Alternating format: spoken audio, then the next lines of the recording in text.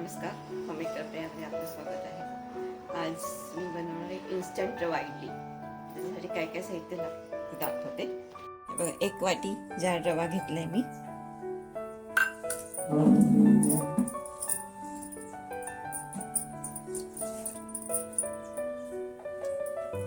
आणि अर्धा वाटी आंबट दही.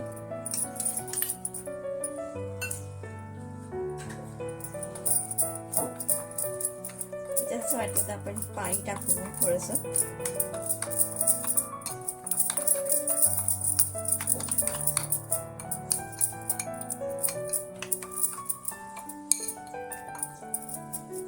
आता ह्याला आपण 10 मिनिट असंच ठेवूया. त्याच्यावरची चटणी कशी ती करायची दाखवते. एक अर्धा इंच आल्याचा तुकडा घेतलाय आणि 4 ते 5 हिरव्या मिरच्या.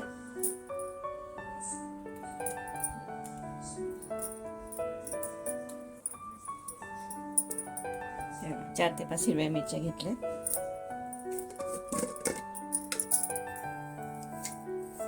साखर 1 छोटा चमचा.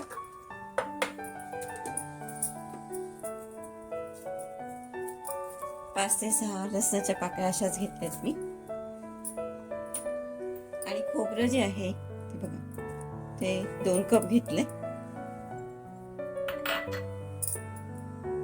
डाळ्या 1 कप आहे.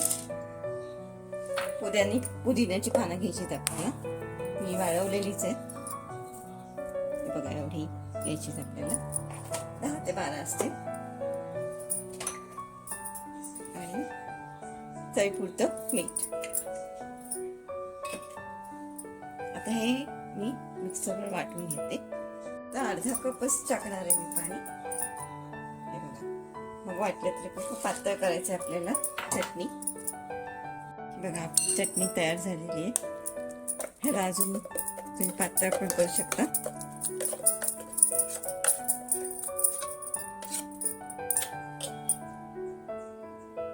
हे बघा, आपलं छान भिजलेलं आहे. तर त्याला पातळ करावं लागेल. तर मी इनो 1 पाऊच टाकून देते. आपली इडली पण चांगली होईल. एकदम पातळ नाही करायचं आपल्याला. इडली लागेल एवढं ठेवायचं. चवीपुरतं मीठ टाकून घेऊया आता.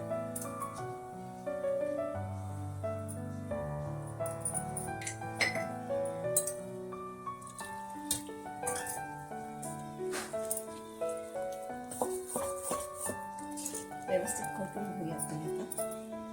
हे बघा, आता मी ह्याला ग्रीस करून घेतलंय. म्हणजे व्यवस्थित होईल आपलं. आणि आपल्याला जसं पाहिजे तसंच झालेलं आहे. हे बघा, पीठ त्याच्यापेक्षा पातळ नाही करायचं.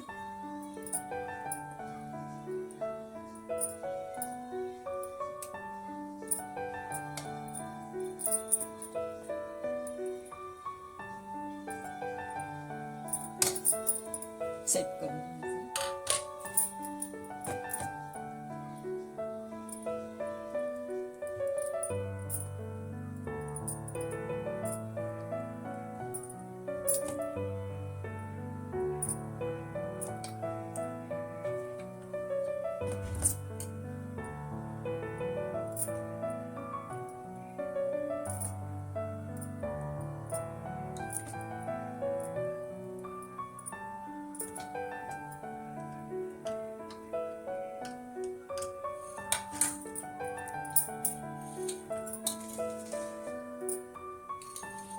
हे बघा, मी करून घेतलं.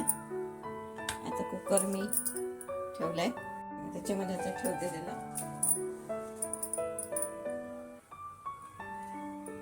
त्याला आपल्याला मी आधीच ठेवलेलं तापत 15 ते 20 मिनिटं आपल्याला शिजवायचं.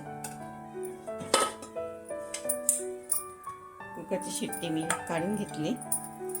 ते लावून घेते.